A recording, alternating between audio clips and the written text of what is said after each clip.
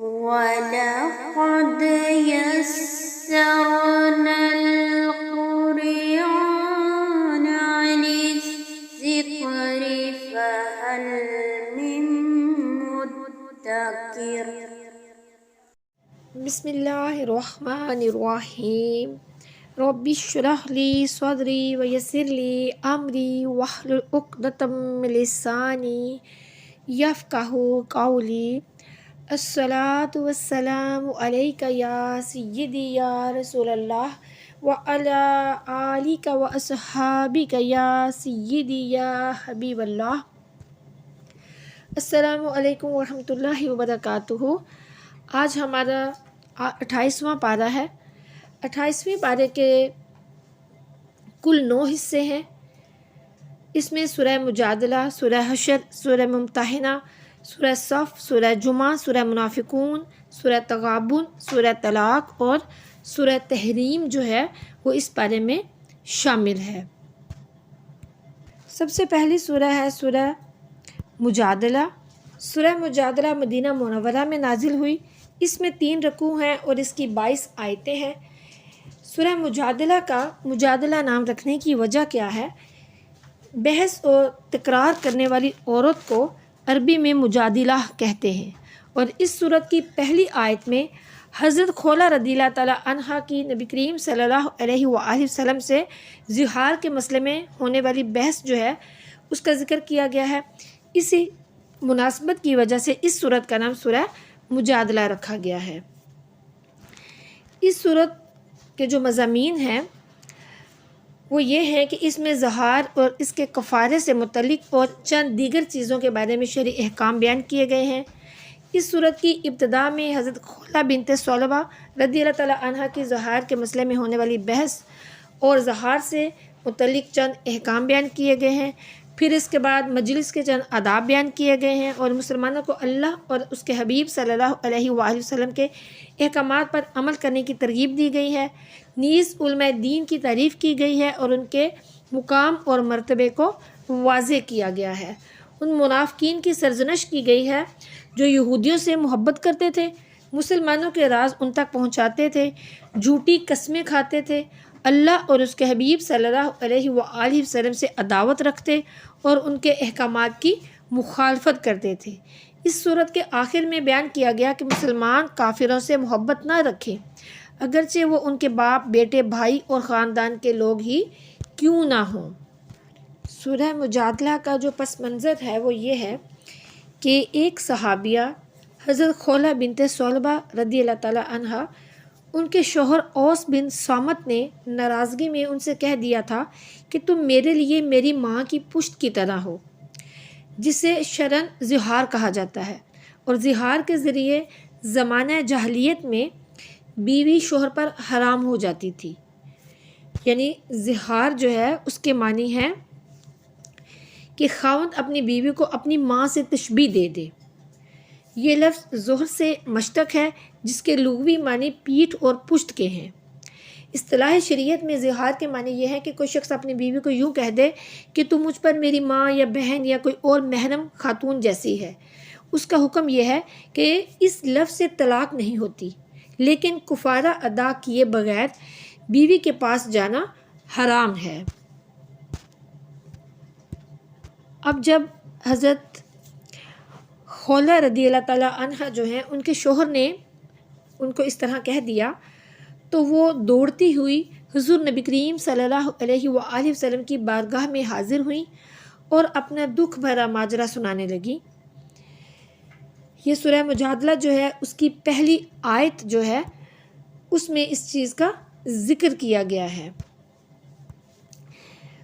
نبی کریم صلی اللہ علیہ وآلہ وسلم سے وہ کہنے لگی کہ یا رسول اللہ صلی اللہ علیہ وآلہ وسلم، یہ شخص میرا مال کھا گیا، میری جوانی اس نے تباہ کر دی، میں نے اپنا پیٹ اس کے آگے کھول کر رکھ دیا،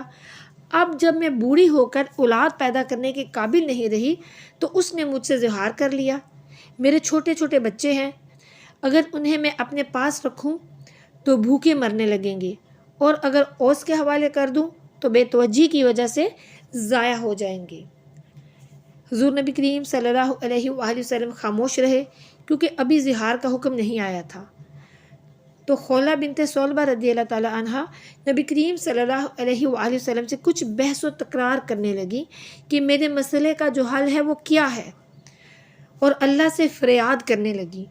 تو اللہ تعالیٰ نے اس صورت کی جو ابتدائی آیت ہے اس میں بیان فرمایا، اس آیت کا ترجمہ ہے کہ بے شک اللہ نے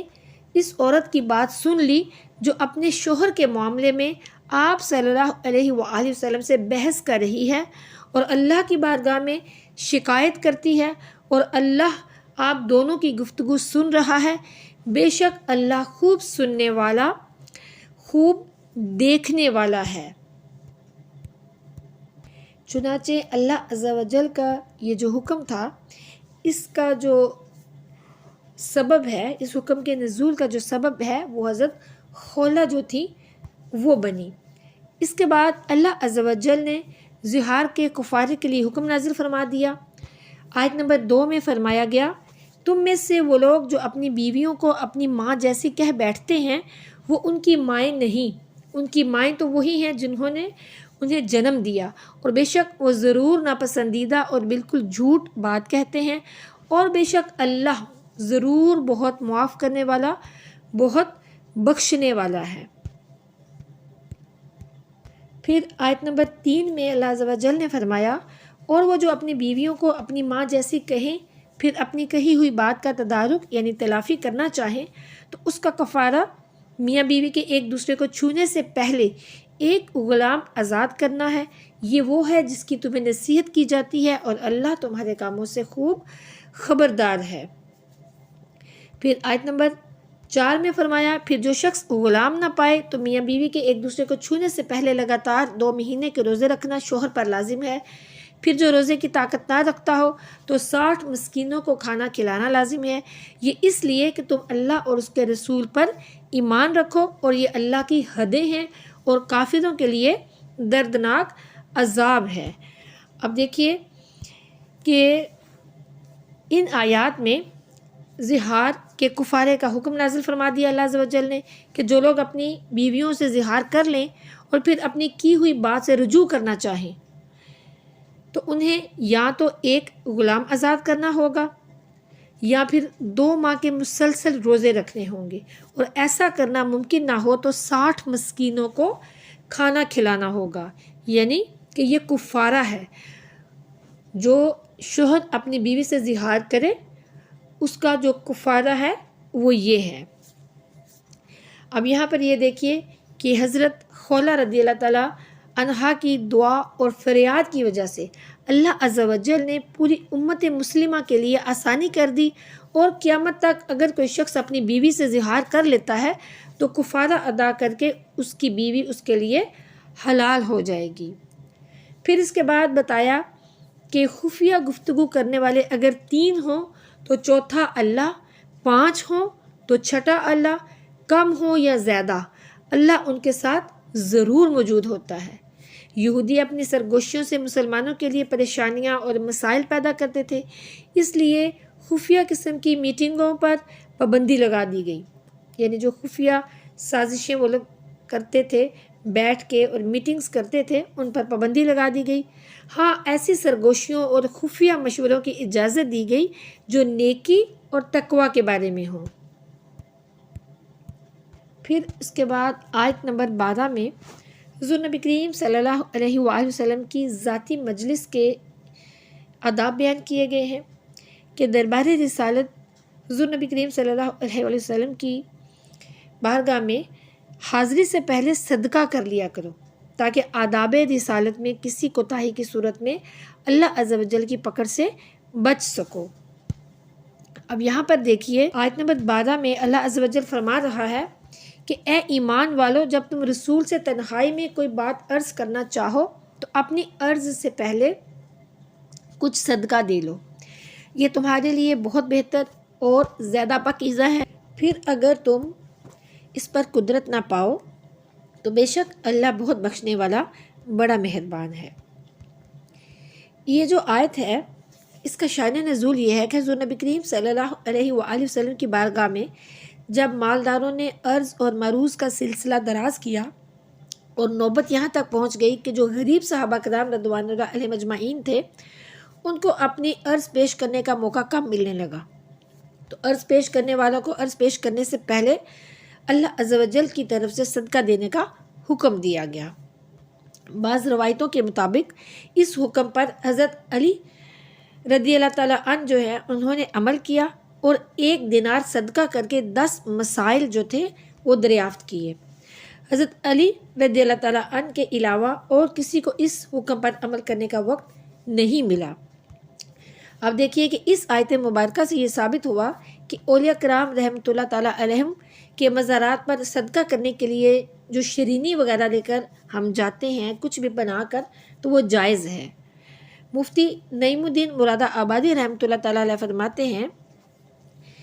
کہ اعلیٰ حضرت امام احمد رضا خان نے فرمایا یہ اس کی اصل ہے جو مزارات اولیاء پر تصدق کے لیے شرینی وغیرہ لے جاتے ہیں. پھر اس کے بعد آیت نمبر 14 میں اللہ عز و جل نے فرمایا کہ کیا تم نے ان لوگوں کو نہ دیکھا جنہوں نے ان لوگوں کو دوست بنا لیا جن پر اللہ نے غضب فرمایا، وہ نہ تم میں سے ہیں اور نہ ہی ان میں سے، اور وہ جان بوجھ کر جھوٹی بات پر قسم کھاتے ہیں. یہ جو آیت ہے یہ منافقین کے بارے میں نازل ہوئی. وہ منافقین جنہوں نے یہودیوں سے دوستی کی اور ان کی خیر خواہی میں لگے رہتے تھے اور مسلمانوں کے راز ان سے کہتے تھے. یعنی کہ جو مسلمانوں کے راز تھے یہ منافقین جو ہے وہ راز مسلمانوں کے اندر رہ کر وہ راز لے کر تو اپنے جو مسلمانوں کے جو دشمن تھے ان کے پاس جاتے تھے اور ان کو جا کر بتاتے تھے. تو ایسے منافقین کے لیے اللہ عز و جل نے فرمایا کہ ان لوگوں کے لیے آیت نمبر 15، 16 اور 17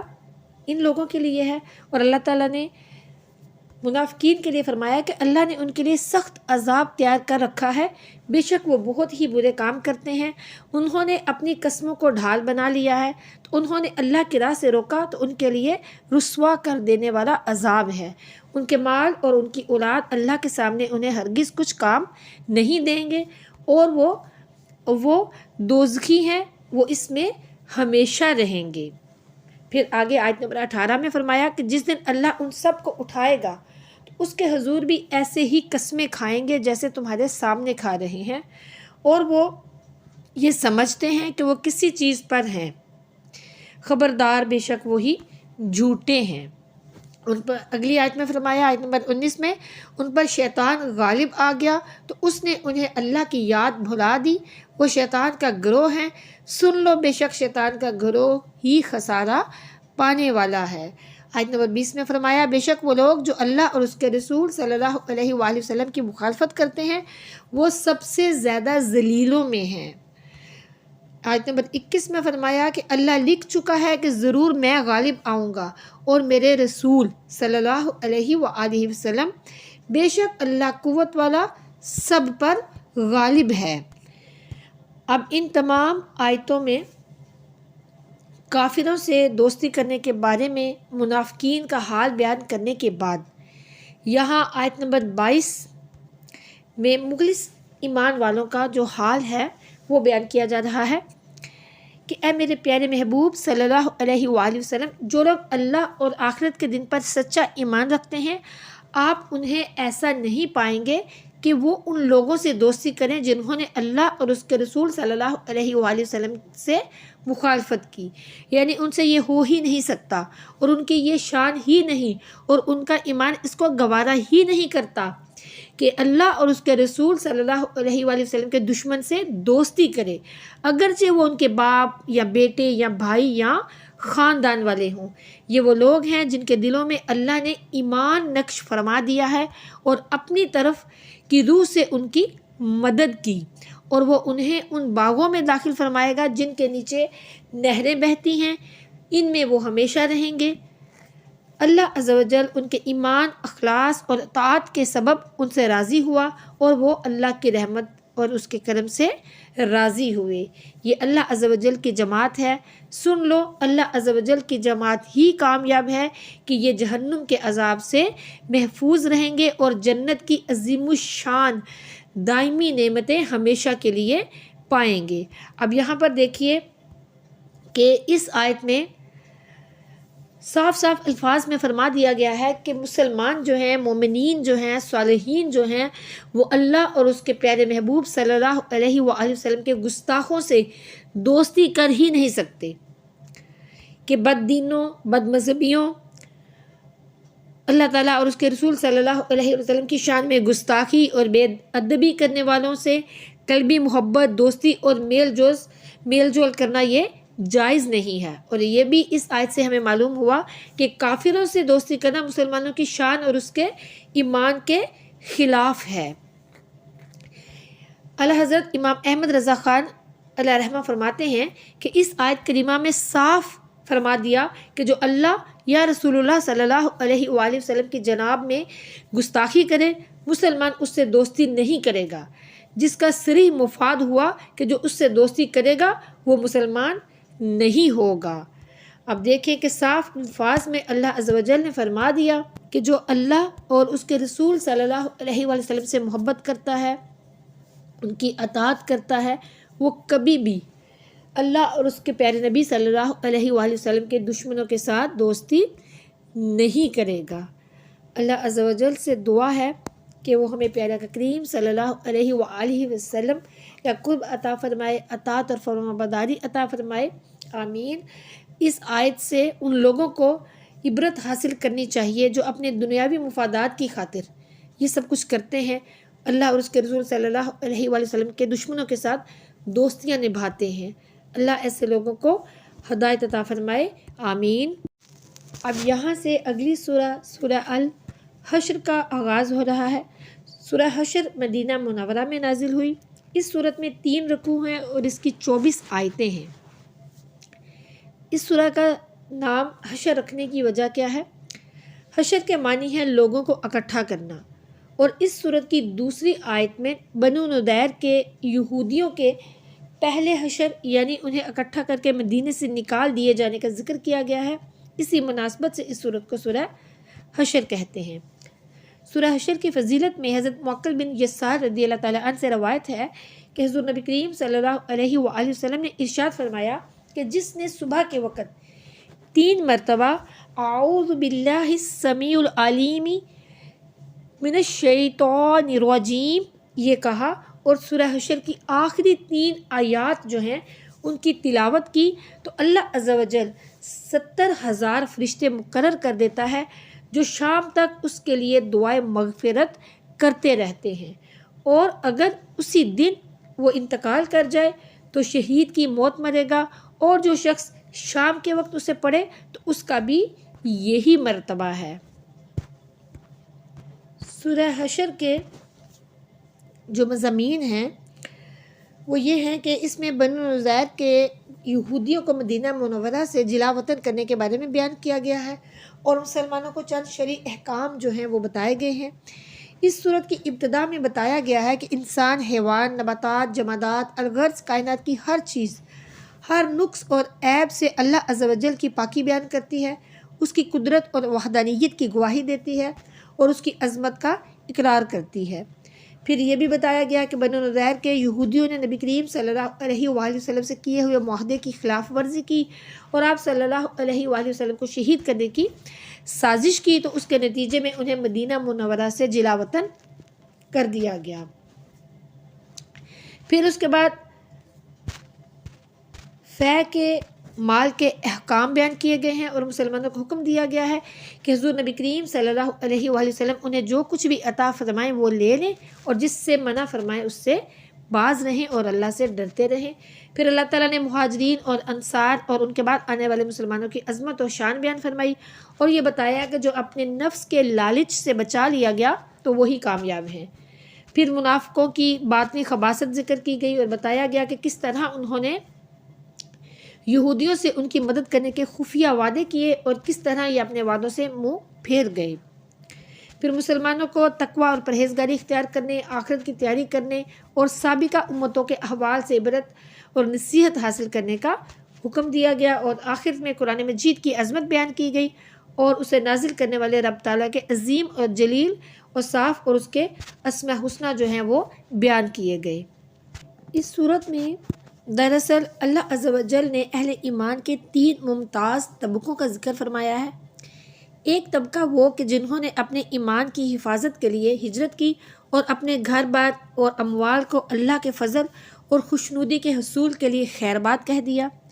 دوسرا طبقہ انصاری صحابہ کا تھا جو مہاجرین سے محبت کرتے تھے اور ان کو دیے گئے مال کے بارے میں اپنے دل میں معمولی سی تنگی بھی محسوس نہیں کرتے تھے اور انہیں اپنے آپ پر ترجیح دیتے تھے چاہے انہیں خود تنگی کا سامنا کرنا پڑتا۔ اور جو تیسرا طبقہ ہے وہ مہاجرین اور انصار کے بعد آنے والے اہل ایمان کا تھا جنہوں نے مہاجرین اور انصار صحابہ کرام رضوان اللہ علیہم اجمعین کے لیے یا اپنے سے پہلے دنیا سے چلے جانے والے مومنوں کے لیے دعا مانگی کہ اے ہمارے رب تو ہمیں اور ہمارے ان بھائیوں کو معاف فرما جو ہم سے پہلے ایمان لا چکے ہیں اور ہمارے دلوں میں ایمان لانے والوں کے بارے میں کدورت پیدا نہ فرما، بے شک تو بڑی شفقت اور رحم کرنے والا ہے۔ یہ جو آیت ہے یہ ایصال ثواب کی اصل ہے، یعنی کہ اب یہ دیکھ لیجئے کہ یہ جو آیت ہے سورہ حشر کی آیت نمبر 10، اس میں ایصال ثواب کا بھی حکم دیکھ لیجئے کہ انہوں نے دعا کی۔ تو ہمیں بھی چاہیے، ہر مسلمان کو چاہیے کہ صرف اپنے لیے دعا نہ کرے بلکہ اپنے بزرگوں کے لیے بھی دعا کرے۔ بزرگان دین خصوصاً صحابہ کرام اور اہل بیت اطہار اور ان کے جو عرس، ختم، نیاز وغیرہ اور فاتحہ، یہ اعلیٰ چیزیں ہیں کہ ان میں ان بزرگوں کے لیے دعا ہے۔ یہ جو ہم نظر نیاز یا جو بھی ہم نیاز دلاتے ہیں یا ختم دلاتے ہیں یا عرس کیا جاتا ہے وہ ایصال ثواب کا اہتمام ہوتا ہے۔ اس ایصال ثواب میں کیا ہوتا ہے کہ ہم ان کے لیے دعائیں کرتے ہیں کہ اللہ تعالیٰ ان کی بخشش فرمائے، ان کے درجات کو بلند فرمائے، ان کو اعلیٰ مقام عطا فرمائے۔ تو دیکھیں یہ ساری باتیں جو ہم کرتے ہیں یہ اس آیت سے ثابت ہو گئی۔ پھر اس کے بعد یہ بھی دیکھیے کہ مومن کی جو پہچان ہے وہ یہ ہے کہ وہ تمام صحابہ کرام اور اہل بیت اطہار رضوان اللہ علیہم اجمعین سے اچھی عقیدت رکھتا ہے اور ان کے لیے دعائیں کرتا ہے۔ اب دیکھیے کہ اللہ عز و جل نے اہل ایمان کے 3 طبقوں کا ذکر کر کے دراصل اس بات کو سمجھایا ہے کہ اہل ایمان کے دل ایک دوسرے کے بارے میں نیک نیتی اور خیر خواہی کے جذبات سے لبریز ہوتے ہیں اور وہ زندگی میں ایک دوسرے کے کام آتے ہیں اور مرنے کے بعد ان کے لیے دعائیں مغفرت کرتے رہتے ہیں۔ اس سورت کا دوسرا نام سورہ بنی نذیر ہے کیونکہ اس میں قبیلہ بنو نذیر کے محاصرے اور پھر جلا وطن کیے جانے کا تذکرہ ہے۔ یہودیوں کے ساتھ مسلمانوں کا معاہدہ ہوا تھا مگر وہ اپنی سازشی طبیعت کے مطابق خفیہ طریقے پر مشرکین مکہ کی حمایت اور مسلمانوں کی مخالفت میں سرگردہ رہتے تھے۔ غزوہ احد کے موقع پر مشرکین کے غلبے سے ان کی سازشیں زور پکڑنے لگی تھیں۔ حضور نبی کریم صلی اللہ علیہ وآلہ وسلم نے ان کا محاصرہ کر کے ان کی جلا وطنی کا فیصلہ کیا جس پر یہ صورت نازل ہوئی۔ انہیں کہا گیا تھا کہ جاتے ہوئے جو چیز ساتھ لے جا سکتے ہو لے جاؤ، چنانچہ انہوں نے اپنے مکانات کو توڑ کر ان کا ملبہ بھی ساتھ لے جانے کا فیصلہ کیا تاکہ نئی جگہ پر آبادی میں تعمیری مقاصد کے لیے اس ملبے کو استعمال کر سکیں اور پھر ان کے چلے جانے کے بعد مسلمان ان کے گھروں کو استعمال نہ کر سکے۔ تو اللہ عز و جل نے اس صورتحال کو ان کے لیے دنیا کا عذاب قرار دیا اور آخرت کا عذاب جو ہے وہ اس کے علاوہ ہوگا۔ پھر اس کے بعد 21ویں آیت میں اللہ عز و جل نے قرآن مجید کی جلالت و ہیبت کو بیان فرمایا کہ اگر ہم اس قرآن کو پہاڑ پر نازل کرتے اور اسے عقل اور شعور کی نعمت عطا کرتے تو اے انسان تو دیکھتا کہ وہ پہاڑ قرآن کی ہیبت سے جھکا ہوا ہوتا اور اللہ کے خوف سے پاش پاش ہو جاتا، یعنی کہ ریزہ ریزہ ہو جاتا۔ استغفر اللہ۔ اللہ عز و جل فرما رہا ہے کہ ہم یہ اور اس جیسی دیگر مثالیں لوگوں کے لیے بیان فرماتے ہیں تاکہ وہ سوچیں اور خیال کریں کہ جب ہم اشرف المخلوقات ہیں تو چاہیے کہ ہمارے اعمال جو ہیں وہ بھی اشرف اور اعلیٰ ہوں۔ اب یہاں اس آیت میں قرآن سے مراد اللہ کا کلام ہے اور اتارنے سے مراد اس کلام کو اس کی عظمت اور ظہور کے ساتھ اتارنا ہے، یعنی اگر ہم قرآن مجید کو اس کی عظمت ظاہر کرتے ہوئے پہاڑ پر اتار دیتے تو وہ اس کی تاب نہ لاتا اور پھٹ جاتا۔ اب اس آیت میں یہ بھی دیکھیے اشارتاً معلوم ہوا کہ حضور نبی اکرم صلی اللہ علیہ وآلہ وسلم کا جو قلب مبارک ہے وہ پہاڑ سے بھی زیادہ قوی اور مضبوط ہے، کیونکہ آپ کو اللہ عز و جل کا خوف اور اسرار الہی سے واقفیت کامل طریقے سے حاصل ہونے کے باوجود آپ صلی اللہ علیہ وآلہ وسلم اپنے مقام پر قائم ہیں۔ اس کے بعد والی جو آیت ہے، آیت نمبر 22، اس میں اللہ عز و جل کی شان بیان کی گئی ہے کہ وہی اللہ ہے جس کے سوا کوئی معبود نہیں، ہر غیب اور ظاہر کا جاننے والا ہے، وہی نہایت مہربان، بہت رحمت والا ہے۔ اب اس آیت میں اللہ عز و جل کی شان اور عظمت جو ہے وہ بیان کی جا رہی ہے کہ وہی اللہ ہے جس کے سوا کوئی بھی عبادت کے لائق نہیں ہے، اور اس کی شان یہ ہے کہ وہ ظاہر اور پوشیدہ چھپی ہوئی ہر چیز کو جانتا ہے، اور وہ بہت مہربان ہے، بہت رحمت والا ہے۔ پھر اس کے بعد آیت نمبر 23، اس میں بھی اللہ عز و جل کی جو شان ہے وہ بیان کی گئی ہے۔ اس میں اللہ عز و جل نے اپنے 10 اوصاف بیان کیے ہیں، یعنی کہ اللہ، اس کا ترجمہ ہے کہ وہی اللہ ہے جس کے سوا کوئی معبود نہیں، بادشاہ، نہایت پاک، سلامتی دینے والا، امن بخشنے والا، حفاظت فرمانے والا، بہت عزت والا، بے حد عظمت والا، اپنی بڑائی بیان فرمانے والا ہے۔ تو یہ جو اللہ کی اس آیت میں 10 صفتیں ہیں وہ بیان کی گئی ہیں۔ پہلی صفت کہ اللہ کے سوا کوئی معبود نہیں، یعنی کہ اللہ کے سوا کوئی بھی عبادت کے لائق نہیں، اور دوسری صفت کہ حکومت کا حقیقی مالک اللہ ہے، کہ تمام موجودات اس کے ملک اور حکومت کے تحت ہیں، اور اس کا مالک ہونا اور اس کی سلطنت دائمی ہے جس سے کہ کبھی بھی زوال نہیں۔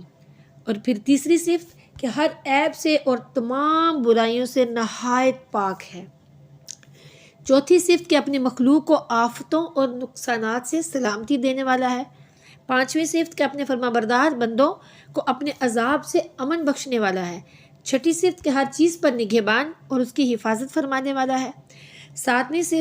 صفت ایسی عزت والا ہے جس کی مثال نہیں مل سکتی، اور ایسے غلبے والا ہے کہ اس پر کوئی بھی غالب نہیں آ سکتا۔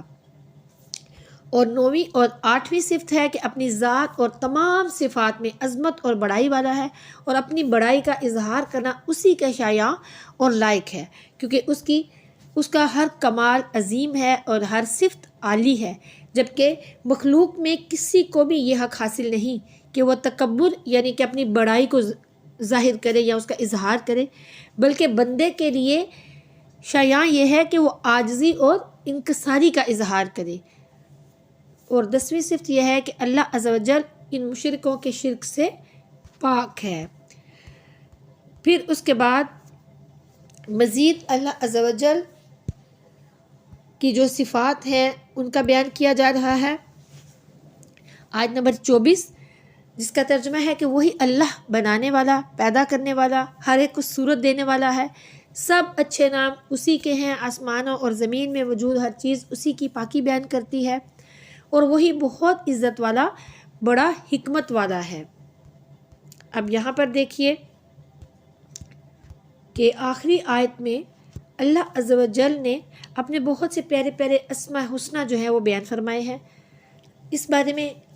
اللہ کے جو اسماء حسنہ ہیں ان کے بارے میں حدیث مبارکہ میں آتا ہے، جس کا مفہوم ہے کہ اللہ کے 99 اسماء ہیں، جس نے ان کو شمار کرنے کی سعادت پائی وہ جنت کا مستحق ہے، یعنی کہ جس نے اللہ عز و جل کے 99 نیمز جو ہیں وہ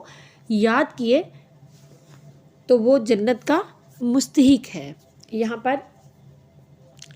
سورہ حشر کا اختتام ہوتا ہے۔ اللہ عز و جل سے دعا ہے کہ اس صورت میں اس نے جو احکامات ہمارے لیے بیان فرمائے اس پر ہمیں عمل کرنے کی توفیق عطا فرمائے، آمین۔ اب یہاں سے اگلی سورہ کا آغاز ہوتا ہے، سورہ الممتحنہ۔ سورہ ممتحنہ مدینہ منورہ میں نازل ہوئی۔ اس سورت میں 2 رکوع ہیں اور اس کی 13 آیتیں ہیں۔ سورہ ممتحنہ کا نام ممتحنہ رکھنے کی وجہ کیا ہے؟ ایک قول یہ ہے کہ اس سورت کا نام ممتحنہ ہے، اسی سورت میں اس کے معنی ہوں گے کہ عورتوں کا امتحان لینے والی سورت۔ دوسرا قول یہ ہے کہ اس کا نام ممتحنہ ہے، یعنی اس صورت میں ان عورتوں کا ذکر ہے جن کا امتحان لیا گیا۔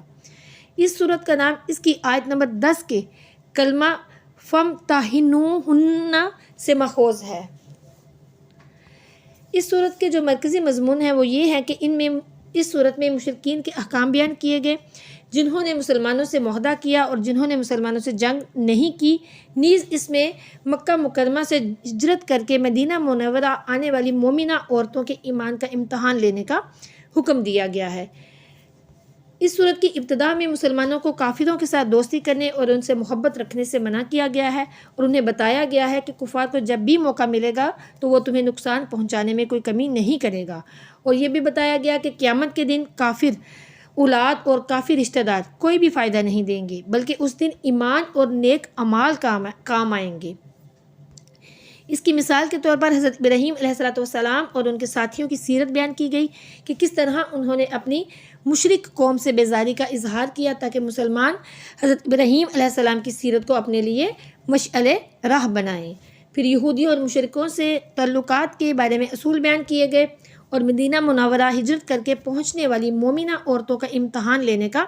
حکم دیا گیا اور ان کے بارے میں شرعی حکم بیان کیا گیا، اور آخر میں مسلمانوں کو یہودیوں کے ساتھ دوستی کرنے سے منع کیا گیا۔ اس سورت کا جو ابتدائی حصہ ہے، یعنی جو پہلی آیت ہے، اس میں جن چیزوں کا حکم دیا گیا ہے کہ اے ایمان والو میرے اور اپنے دشمنوں کو دوست نہ بناؤ، اس کا شان نزول یہ ہے کہ بنی ہاشم کے خاندان کی ایک باندی سارہ مدینہ منورہ میں حضور نبی کریم صلی اللہ علیہ وآلہ وسلم کی بارگاہ میں اس وقت حاضر ہوئی جب آپ صلی اللہ علیہ وآلہ وسلم فتح مکہ کی تیاری فرما رہے تھے، تو نبی کریم صلی اللہ علیہ وآلہ وسلم نے اس سے فرمایا کیا تم مسلمان ہو کر آئی ہے؟ اس نے کہا نہیں۔ ارشاد فرمایا کیا ہجرت کر کے آئی ہے؟ اس نے عرض کی نہیں۔ ارشاد فرمایا پھر کیوں آئی ہو؟ اس نے عرض کی محتاجی سے تنگ ہو کر آئی ہوں۔ حضرت عبد المطلب کی اولاد نے اس کی امداد کرتے ہوئے کپڑے بنائے اور سامان دیا۔ حضرت حاطب بن ابی بلتہ رضی اللہ تعالیٰ عنہ اس سے ملے تو انہوں نے اسے 10 دینار دیے، ایک چادر دی اور اس کی معرفت ایک خط اہل مکہ کے پاس بھیجا جس کا مضمون یہ تھا کہ حضور نبی کریم صلی اللہ علیہ وآلہ وسلم تم پر حملہ کرنے کا ارادہ رکھتے ہیں، تم سے اپنے بچاؤ کی جو تدبیر ہو سکے وہ کر لو۔ سارہ یہ خط لے کر روانہ ہو گئی تو اللہ نے اپنے پیارے محبوب صلی اللہ علیہ وآلہ وسلم کو اس کی خبر دی تو نبی کریم صلی اللہ علیہ وآلہ وسلم نے اپنے چند اصحاب کو جن میں حضرت علی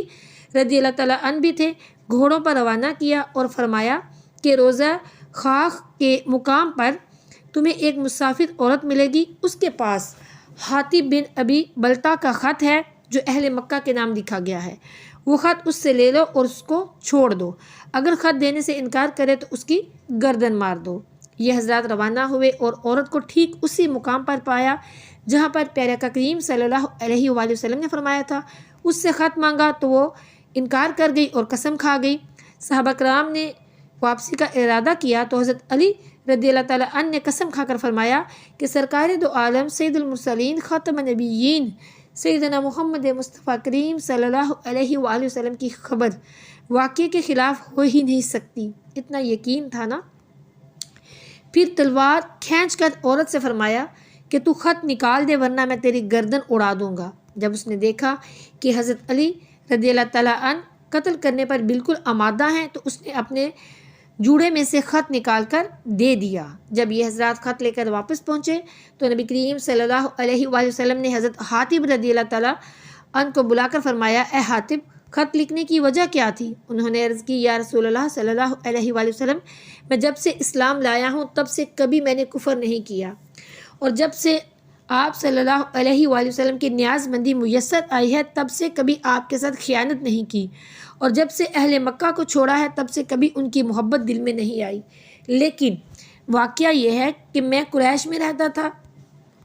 اور ان کی قوم میں سے نہ تھا، میرے سوا دوسرے مہاجرین کے مکہ میں رشتہ دار ہیں جو ان کے گھر بار کی نگرانی کرتے ہیں، لیکن وہاں میرا کوئی بھی رشتہ دار نہیں۔ مجھے اپنے گھر والوں کے بارے میں اندیشہ تھا، اس لیے میں نے یہ چاہا کہ میں اہل مکہ پر کچھ احسان رکھ دوں تاکہ وہ میرے گھر والوں کو نہ ستائیں، اور یہ بات میں یقین سے جانتا ہوں کہ اللہ عز و جل اہل مکہ پر عذاب نازل فرمانے والا ہے، میرا خط انہیں بچا نہ سکے گا۔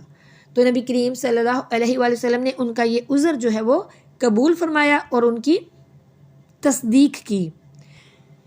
حضرت عمر فاروق رضی اللہ تعالیٰ عنہ نے عرض کی یا رسول اللہ صلی اللہ علیہ وآلہ وسلم مجھے اجازت دیجیے تاکہ اس منافق کی گردن مار دوں۔ تو نبی کریم صلی اللہ علیہ وآلہ وسلم نے ارشاد فرمایا اے عمر، اللہ تعالیٰ خبردار ہے، جب ہی اس نے اہل بدر کے حق میں فرمایا کہ جو چاہو کرو میں نے تمہیں بخش دیا، یہ سن کر حضرت عمر فاروق رضی اللہ تعالیٰ عنہ کی آنکھوں میں آنسو جاری ہو گئے اور یہ آیتیں نازل ہوئیں۔ تو اس آیت کا خلاصہ یہ ہے کہ اے ایمان والو، کافروں کو اپنا دوست نہ بناؤ،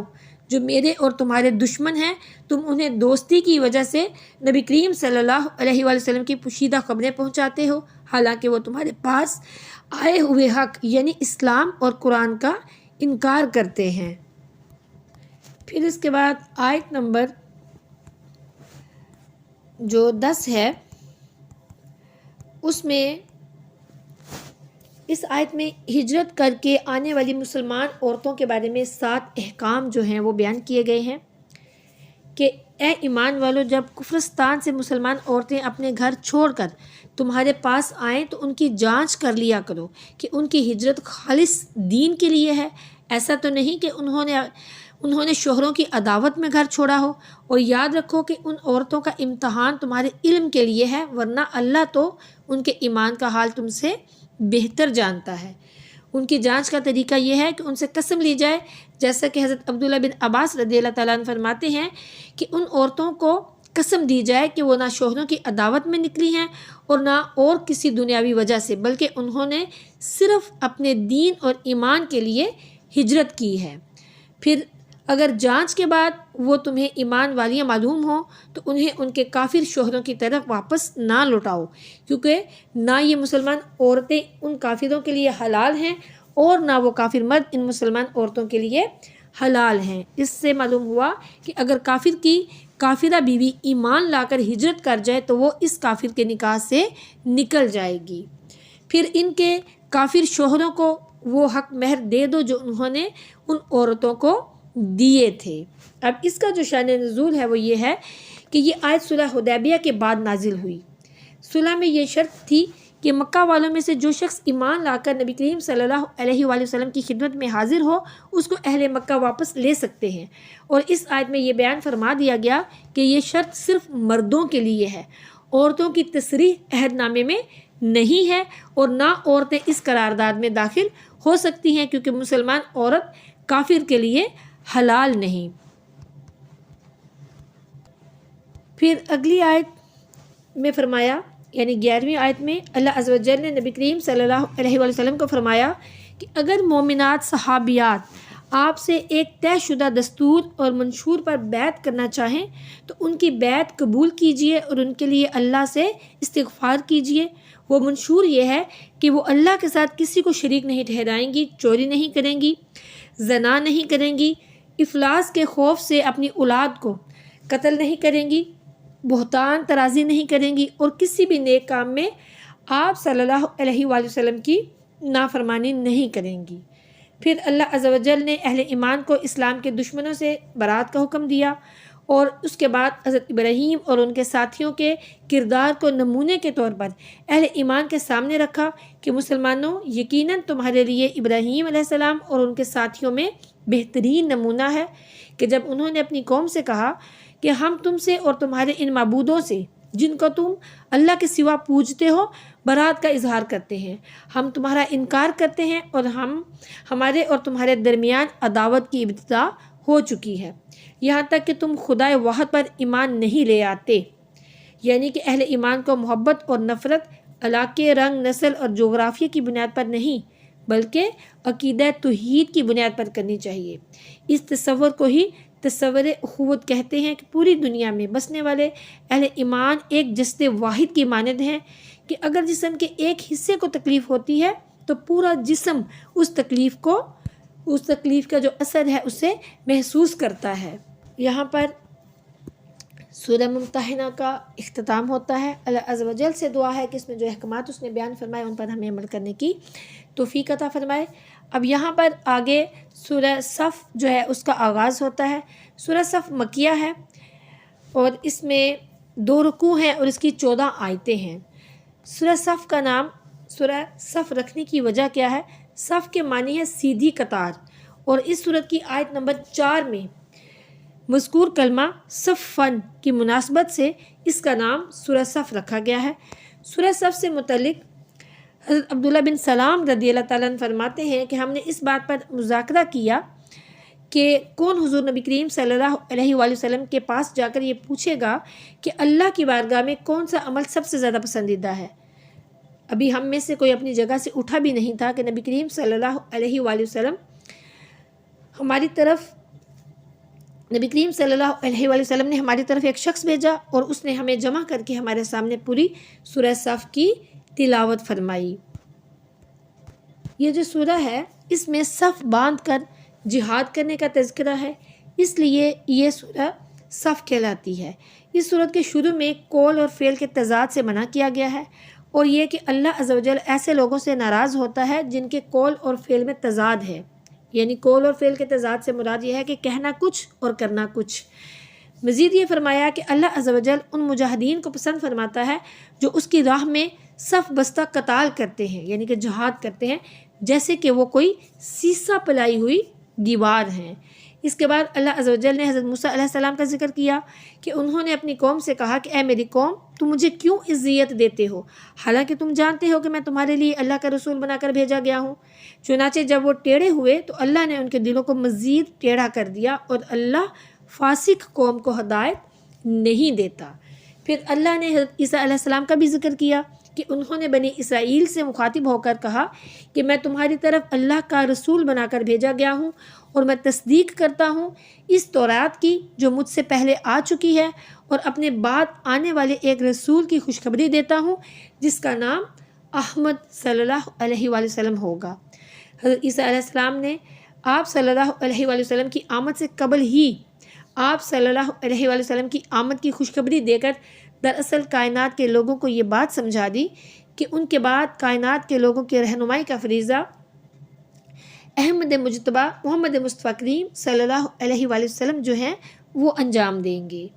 اور آخر میں اس صورت کے بتایا گیا کہ دین کی جدوجہد کرنے والوں کو ہر دور میں کامیابیاں نصیب ہوتی ہیں، جیسا کہ حضرت عیسیٰ علیہ السلام کی دعوت پر لبیک کہنے والے حواریین جو ہیں اللہ نے ان کی مدد فرما کر انہیں غلبہ عطا فرمایا تھا۔ یوں ہی اگر تم بھی حضور نبی کریم صلی اللہ علیہ وآلہ وسلم کی حمایت کرو گے تو فتح اور غلبہ اور نصرت خداوندی تمہارے شامل حال ہوگی۔ یہاں پر سورہ کا اختتام ہوتا ہے۔ اللہ عز و جل سے دعا ہے کہ اس سورت کی تعلیمات پر ہمیں عمل کرنے کی توفیق عطا فرمائے، آمین۔ یہاں سے سورہ جمعہ کا آغاز ہوتا ہے۔ سورہ جمعہ مدینہ منورہ میں نازل ہوئی، اس میں 2 رکوع ہیں اور اس کی 11 آیتیں ہیں۔ سورہ جمعہ کا نام جمعہ رکھنے کی وجہ کیا ہے؟ 7 دنوں میں سے ایک دن کا نام جمعہ ہے، اور اس دن سورج ڈھلنے کے بعد جو نماز ادا کی جاتی ہے اسے نماز جمعہ کہتے ہیں۔ اس سورت کی آیت نمبر 9 میں لفظ الجمعہ موجود ہے، اسی مناسبت سے اس سورت کا نام سورۃ الجمعہ رکھا گیا۔ سورہ جمعہ کے متعلق حضرت عبداللہ بن عباس رضی اللہ تعالیٰ عنہ فرماتے ہیں کہ نبی کریم صلی اللہ علیہ وآلہ وسلم جمعہ کی نماز میں سورہ جمعہ اور سورہ منافقون کی تلاوت فرماتے تھے۔ پھر ایک اور روایت ہے، حضرت ابو جعفر رضی اللہ تعالیٰ عنہ فرماتے ہیں کہ نبی کریم صلی اللہ علیہ وآلہ وسلم جمعہ کی نماز میں سورہ جمعہ اور سورہ منافقون کی تلاوت فرماتے تھے۔ سورہ جمعہ کی تلاوت کے ذریعے مسلمانوں کو بشارت دیتے اور مزید نیک اعمال کرنے پر ابھارتے تھے، جبکہ سورہ منافقون کے ذریعے منافقوں کو مایوس کرتے اور ان کی سرزنش فرماتے تھے۔ اس صورت کے جو مضامین ہیں وہ یہ ہے کہ اس میں جو مرکزی مضمون ہے وہ یہ ہے کہ اس میں نماز جمعہ کے احکام بیان کیے گئے ہیں، اور اس کے علاوہ اس صورت کی ابتدا میں اللہ عز و جل کی تسبیح اور تقدیس بیان کی گئی، اور نبی کریم صلی اللہ علیہ وآلہ وسلم کی عظمت اور شان اور ان کے اوصاف بیان کیے گئے۔ نبی کریم صلی اللہ علیہ وآلہ وسلم کے جو بعثت کے مقاصد ہیں اس کو بیان کیا گیا، یعنی کہ تلاوت آیات الہی، تزکیہ باطن اور کتاب اور حکمت کی تعلیم۔ پھر اللہ عز و جل نے یہود کے ان علماء کا ذکر کیا جو تورات کو پڑھتے تو ہیں لیکن اس پر عمل نہیں کرتے۔ ان کی مثال اس گدھے کی سی ہے جس پر کتابوں کو لاد دیا جائے، اس بوجھ سے اس کی کمر جھکی جا رہی ہو، لیکن ان کتابوں میں جو علوم و معارف اور جواہر و اسرار ہیں ان سے وہ قطعاً بے خبر ہے۔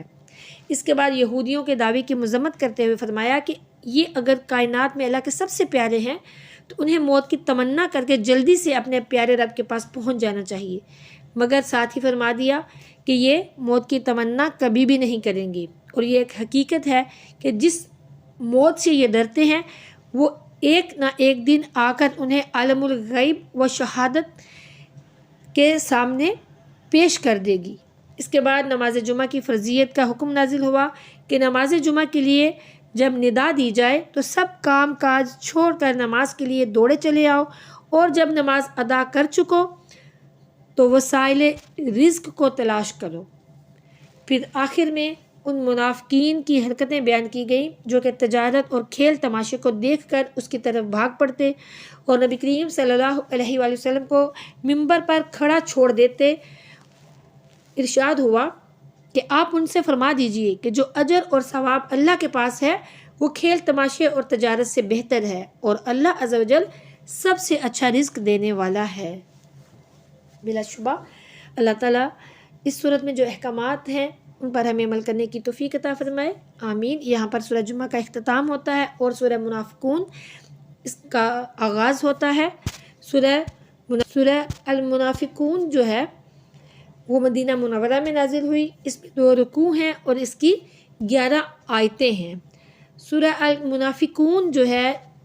اس کا نام منافقون رکھنے کی وجہ کیا ہے کہ اس سورت کی ابتدا میں منافقوں کی صفات بیان کی گئی ہیں اور نبی کریم صلی اللہ علیہ وآلہ وسلم اور مسلمانوں سے متعلق ان کا موقف ذکر کیا گیا ہے۔ اسی مناسبت سے اس سورت کو سورہ منافقون کہتے ہیں۔ اس سورت میں اسلامی معاشرے کی جو انتہائی خطرناک قسم ہے یعنی منافق،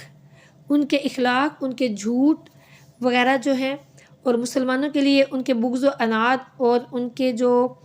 دل اور زبان میں تضاد تھا، قلب و لسان میں جو تضاد تھا وہ اس کا بیان کیا گیا ہے۔ اگر کبھی وہ قسمیں کھا کر بھی کسی چیز کی یقین دہانی کرائیں تو ان پر اعتماد نہیں کرنا چاہیے۔ منافقین بارگاہ رسالت میں حاضر ہو کر شہادت دیتے تھے، یعنی گواہی دیتے تھے کہ آپ اللہ کے رسول ہیں، مگر اللہ گواہی دیتا ہے کہ یہ منافق جھوٹ بول رہے ہیں۔ آگے یہ بھی بتایا گیا کہ منافق انفاق فی سبیل اللہ سے لوگوں کو روکتے تھے۔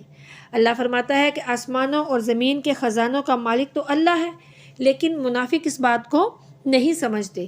پھر انہوں نے نبی کریم صلی اللہ علیہ وآلہ وسلم اور اہل ایمان کے مقابلے میں اپنے آپ کو عزت دار قرار دیا اور یہاں تک کہا کہ ہم عزت والے مدینہ پہنچ کر ان کم حیثیت لوگوں کو باہر نکال دیں گے۔ اللہ عز و جل نے فرمایا کہ عزت تو اللہ اور اس کے رسول صلی اللہ علیہ وآلہ وسلم اور اہل ایمان کے لیے ہے، لیکن منافق ہے ہی بے سمجھ۔ پھر آخر میں اللہ عز و جل نے اہل ایمان کو فرمایا کہ مال اور اولاد کی محبت تمہیں اللہ کے ذکر سے غافل نہ کر دے، اور ہم نے تمہیں جو مال عطا کیا ہے موت سر پر آنے سے پہلے اسے دین کی راہ میں خرچ کرو، ورنہ فرشتے اجل کو دیکھ کر ہر ایک کہے گا کہ مجھے تھوڑی سی مہلت مل جائے، مجھے تھوڑی سی زندگی مل جائے کہ میں صدقہ کروں اور نیکوکاروں میں سے ہو جاؤں۔ اللہ نے فرمایا کہ موت کا مقررہ وقت آنے پر کسی کو ایک سانس کی بھی مہلت نہیں ملے گی، لہٰذا جو آج کر سکتے ہو کر لو، کل کس نے دیکھا کہ جو نیکیاں کرنی ہیں، جو اچھے کام کرنے ہیں، جو نیک اعمال کرنے ہیں انہیں آج ہی کر لو، کل تک نہ چھوڑو کہ ہم کل کر لیں گے۔ یہ جو رویہ ہے یہ درست نہیں ہے۔ یہاں پر سورہ کا اختتام ہوتا ہے۔ اللہ سے دعا ہے کہ اس سورت کی تعلیمات پر ہمیں عمل کرنے کی توفیق عطا فرمائے، آمین۔ اگلی سورت ہے سورہ تغابن۔ سورہ تغابن جو ہے وہ مدنی سورت ہے۔ اس سورت میں 2 رکوع ہیں اور اس کی 18 آیتیں ہیں۔ سورہ تغابن کا نام تغابن رکھنے کی کیا وجہ ہے کہ تغابن کے لفظی معنی ہے خرید و فروخت میں نقصان پہنچانا، اور یہ قیامت کے دن کا ایک نام بھی ہے۔ تو اس سورت کی آیت نمبر 9 میں بتایا گیا ہے کہ قیامت کا دن یوم التغابن یعنی نقصان اور خسارے کا دن ہے، تو اسی مناسبت سے اسے سورہ تغابن کہتے ہیں۔ سورہ تغابن کے مضامین میں اس کا مرکزی مضمون یہ ہے کہ اس میں عقائد سے متعلق امور بیان کیے گئے ہیں، اور اس صورت کی ابتدا میں اللہ عز و جل کی وہ صفات بیان کی گئی ہیں جو اس کے علم، قدرت اور عظمت پر دلالت کرتی ہیں۔ پھر اللہ کے رسولوں کو ان کے بشر ہونے کی وجہ سے جھٹلانے والی سابقہ امتوں کا انجام بیان کر کے کفار کو ڈرایا گیا ہے، اور مرنے کے بعد دوبارہ زندہ ہونے کا انکار کرنے والوں سے قسم کے ساتھ فرمایا گیا ہے کہ انہیں ضرور دوبارہ زندہ کیا جائے گا۔ پھر قیامت کے دن کے بارے میں بتایا گیا ہے کہ وہ دن ہارنے والوں کی ہار ظاہر ہونے کا دن ہے۔ پھر یہ بتایا گیا ہے کہ ہر مصیبت اللہ عز و جل کے حکم سے پہنچتی ہے۔ پھر یہ خبر دی گئی ہے کہ تمہاری بیویوں اور تمہاری اولاد میں سے وہ تمہارے دشمن ہیں جو اللہ کی اطاعت سے روکتے ہیں، تو ان سے احتیاط رکھو۔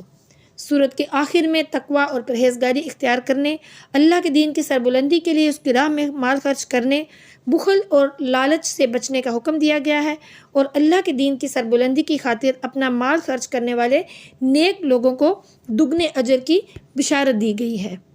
پھر اس کے بعد اگلی صورت ہے سورہ طلاق۔ سورہ طلاق جو ہے یہ مدینہ منورہ میں نازل ہوئی، اس میں 2 رکوع ہیں اور اس کی 12 آیتیں ہیں۔ سورہ الطلاق کا نام طلاق رکھنے کی وجہ کیا ہے؟ نکاح سے عورت شوہر کی پابند ہو جاتی ہے،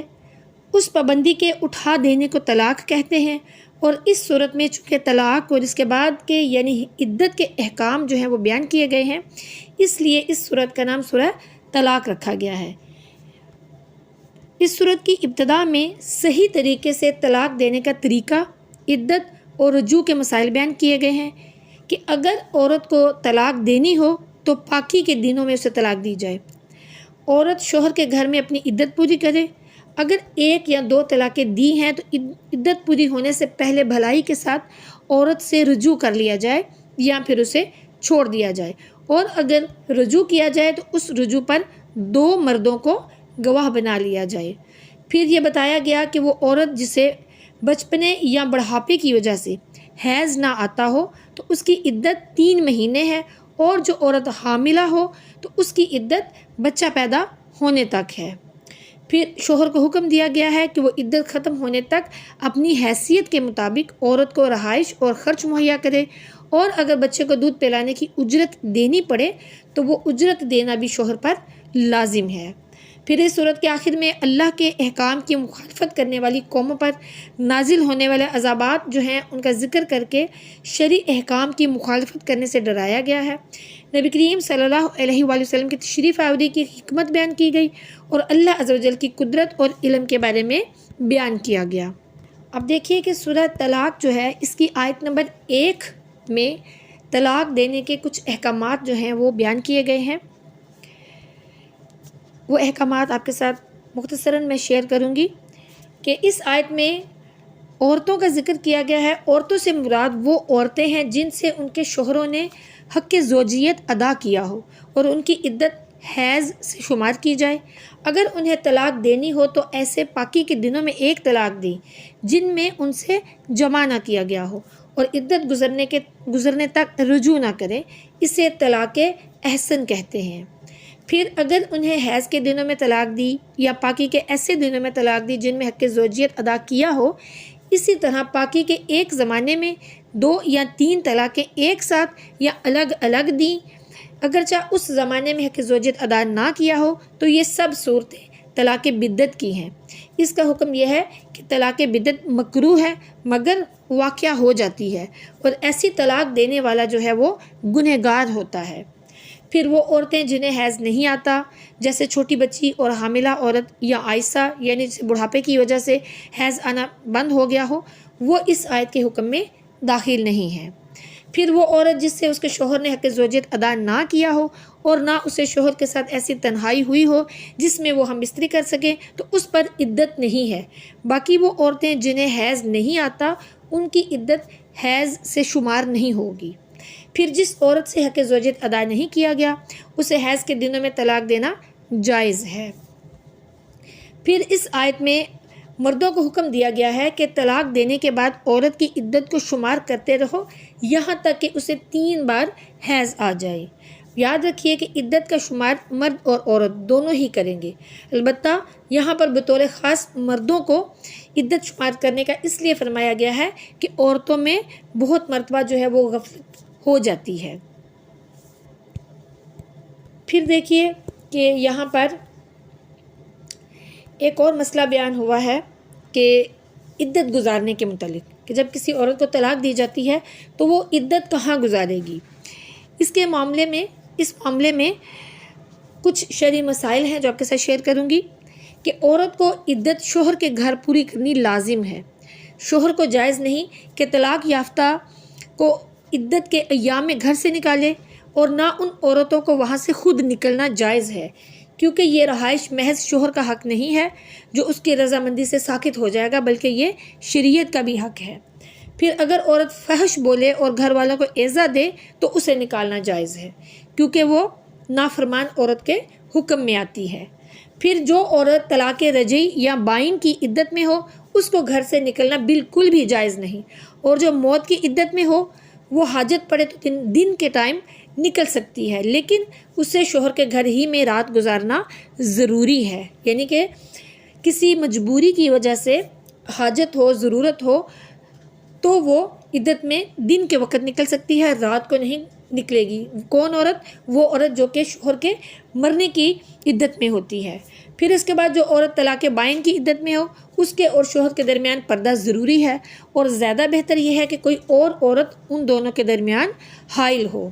پھر اگر شوہر فاسق ہو یا مکان بہت تنگ ہو تو شوہر کو چاہیے کہ وہ اس مکان سے چلا جائے۔ پھر آیت میں فرمایا گیا کہ جو تمہیں احکام اللہ عز و جل نے دیے ہیں یہ اللہ کی حدیں ہیں جن کے اندر رہنا بندوں پر لازم ہے، اور جو اللہ کی حدوں سے آگے بڑھتا ہے تو بے شک اس نے گناہ کیے اور اپنی ہی جان پر ظلم کیا۔ اب دیکھیں مزید آیت میں فرمایا گیا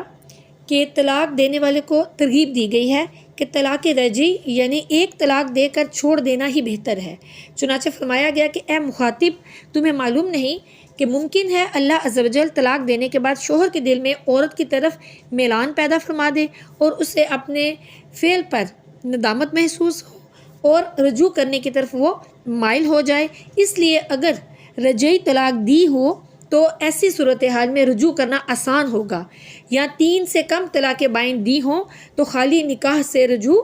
ہو سکتا ہے۔ پھر اس کے بعد آیت نمبر 2 میں بھی یہی جو مسئلہ ہے وہی بیان کیا جا رہا ہے۔ اس آیت میں طلاق یافتہ عورت سے رجوع کرنے کے احکام مزید بیان کیے گئے ہیں۔ چنانچہ اس کا خلاصہ یہ ہے کہ جب پیچھے والی جو ہم نے آیت پڑھی اس میں جو طریقہ ہے اس کے مطابق طلاق دی جائے تو اس کے مطابق طلاق دی جانے والی عورتیں جو ہیں اپنی عدت کی اختتامی مدت کے قریب تک پہنچ جائیں تو کہا جا رہا ہے کہ تمہیں اختیار ہے، اگر تم ان کے ساتھ حسن معاشرت اور اچھا سلوک کرتے ہوئے رہنا چاہتے ہو تو رجوع کر لو اور دل میں دوبارہ طلاق دینے کا ارادہ نہ رکھو، اور اگر تمہیں ان کے ساتھ خوبی اور اچھائی سے بسر کر سکنے کی امید نہیں ہے تو ان کے حق جیسے کہ حق مہر وغیرہ جو ہے وہ ادا کر کے ان سے جدائی اختیار کر لو، اور انہیں اس طرح نقصان نہ پہنچاؤ کہ عدت کے آخر میں رجوع کرو، پھر طلاق دے دو، یوں ان کی عدت دراز کر کے انہیں پریشانی میں نہ ڈالو۔ نیز رجوع کرو یا جدائی اختیار کرو، دونوں صورتوں میں تہمت دور کرنے اور جھگڑے سے بچنے کے لیے اپنوں میں سے 2 ایسے مسلمانوں کو گواہ بنا لو جو عادل یعنی کہ شرعاً قابل قبول ہوں، اور گواہ بنانے سے مقصود اللہ عز و جل کی رضا جوئی ہو اور اس میں حق کو قائم کرنے اور اللہ کے حکم کی تعمیل کے علاوہ اپنی کوئی بھی فاسد قسم کی جو غرض ہے وہ شامل نہ ہو۔ یہ وہ حکم ہے جس سے اس شخص کو نصیحت کی جاتی ہے جو اللہ عز و جل اور قیامت کے دن پر ایمان رکھتا ہو اور جو اللہ سے ڈرے اور طلاق دے تو سنت کے مطابق دے، عدت والی کو نقصان نہ پہنچائے، نہ اسے رہائش گاہ سے نکالے، اور اللہ کے حکم کے مطابق مسلمانوں کو گواہ کر لے تو اللہ اس کے لیے نجات کی راہ نکال دے گا جس سے وہ دنیا اور آخرت کے غموں سے خلاصی پائے گا اور ہر تنگی اور پریشانی سے محفوظ رہے گا۔ اب آیت کی مناسبت سے یہاں پر رجوع کے جو معنی اور طلاق یافتہ عورت سے رجوع کرنے سے متعلق کچھ شرعی مسائل ہیں وہ آپ کے ساتھ شیئر کروں گی۔ وہ یہ ہے کہ جس عورت کو رجعی طلاق دی ہو عدت کے اندر اسے پہلے نکاح پر باقی رکھنا رجوع کہلاتا ہے۔ رجوع کرنے کا مسنون طریقہ یہ ہے کہ کسی لفظ سے رجوع کرے اور رجوع کرنے پر 2 عادل شخصوں کو گواہ بنا لے اور عورت کو بھی اس کی خبر کر دے تاکہ عدت کے بعد کسی اور سے وہ نکاح نہ کر لے، اور اگر شوہر کے رجوع کے بعد بھی عورت نے لا علمی میں نکاح کر لیا تو دوسرے شوہر سے جدا کر دیا جائے اگرچہ وہ حق زوجیت ادا کر چکا ہو، کیونکہ یہ نکاح نہیں ہوا۔ اور اگر کسی لفظ سے رجوع کیا مگر گواہ نہ بنائے یا گواہ بھی بنائے مگر عورت کو خبر نہ کی تو یہ مکروہ اور خلاف سنت عمل ہے، مگر رجوع ہو جائے گا۔ اور اگر فعل سے رجوع کیا، مثلا اس سے صحبت کی یا شہوت کے ساتھ بوسہ وغیرہ لیا یا اسی قسم کا کوئی اور کام کیا تو رجوع ہو گیا مگر مکروہ ہے، لہٰذا اسے چاہیے کہ پھر گواہوں کے سامنے رجوع کے الفاظ کہے۔ رجوع کرنے میں عورت کے راضی ہونے کی ضرورت نہیں، بلکہ اگر وہ انکار بھی کرے جب بھی رجوع ہو جائے گا، بلکہ اگر شوہر نے طلاق دینے کے بعد کہہ دیا ہو کہ میں نے رجوع باطل کر دیا یا مجھے رجوع کا اختیار نہیں، جب بھی رجوع کر سکتا ہے۔ آیت نمبر 2 کا جو آخری حصہ ہے اس کے بارے میں ہے کہ یہ آیت کا جو حصہ ہے یہ لوگوں کو کفایت کرنے والی آیت ہے۔